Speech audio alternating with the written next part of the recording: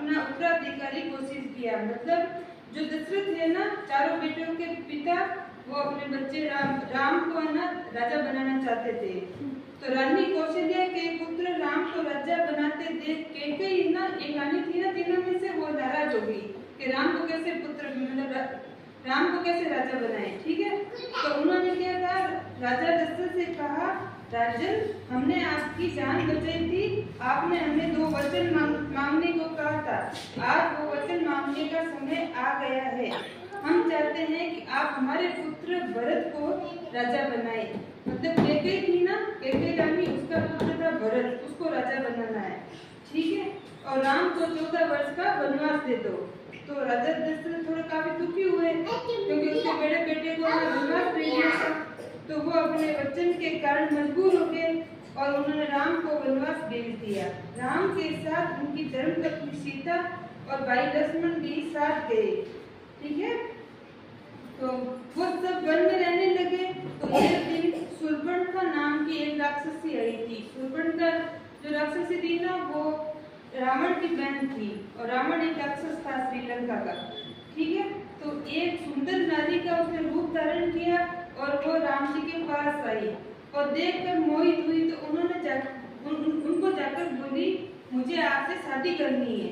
तो राम जी ने बोला, देवी, मैं तो पहले से ही शादीशुदा हूँ और मेरे भाई लक्ष्मण के पास जाइए और उनसे पूछिए क्या वो आपसे शादी करेंगे। ठीक है, तो ये सुनकर शूर्पणखा लक्ष्मण के पास गई, लेकिन शूर्पणखा का प्रस्ताव लक्ष्मण ने भी ठुकरा दिया। यह देखकर शूर्पणखा बहुत गुस्सा हुई और अपने असली रूप में आ गई। उसने सीता जी को मारना चाहा, किंतु लक्ष्मण जी ने शूर्पणखा की नाक काट दिए। शूर्पणखा रोते रोते अपने भाई रावण के पास गई। रावण लंका में रहता था और वो सारे राक्षसों का राजा था। उसने अपनी बहन के अपमान का बदला लेने की ठानी। तो रावण ने एक राक्षस को स्वर्ण मृग बनाकर भेज दिया। एक राक्षस था ना, वो ये मैंने स्वर्ण मृग बन गया, सोने के वो बहुत अच्छा लगा। ठीक है, तो रावण ने राक्षस को स्वर्ण मृग बनाकर भेजा। उस स्वर्ण मृग को देखकर राम, लक्ष्मण, सीता मोहित हो गए। सीता जी ने स्वर्ण मृग को कुटिया में लाने की इच्छा जताई, तो राम जी ने उस स्वर्ण मृग को लाने के पीछे भागे और लक्ष्मण जी ने कुटिया की रक्षा लक्ष्मण रेखा खींची। वो सीता जी को कहा, भाभी, आप इस रेखा से बाहर मत आना। तो लक्ष्मण जी ने ये रेखा खींची और सीता जी को बोला, आप कुटिया से बाहर मत आना। ठीक है, तो जो बाहर के वो राक्षस बने ना, वो अंदर नहीं आ पाएंगे, रेखा के ऊपर से नहीं आ पाएंगे। ठीक है, तो राम जी उस स्वर्ण मृग को लाने के पीछे भागे और लक्ष्मण जी कुटिया से लक्ष्मण रेखा खींची। सीता जी कहा, भाभी, आप इस रेखा से बाहर मत आना। इसके बाद लक्ष्मण बाहर जंगल चले गए। इतने में पीछे रावण आया और साधु का वेश बनाकर भीख मांगने लगा। तो सीता जी भीख देने के लिए वो रेखा पार कर बाहर आई। तो रावण सीता जी का अपहरण कर लंका ले गए। राम और लक्ष्मण जब कुटिया के पास आए तो देखा कि सीता जी कुटिया में नहीं है। कौन नहीं है कुटिया में? सीता जी।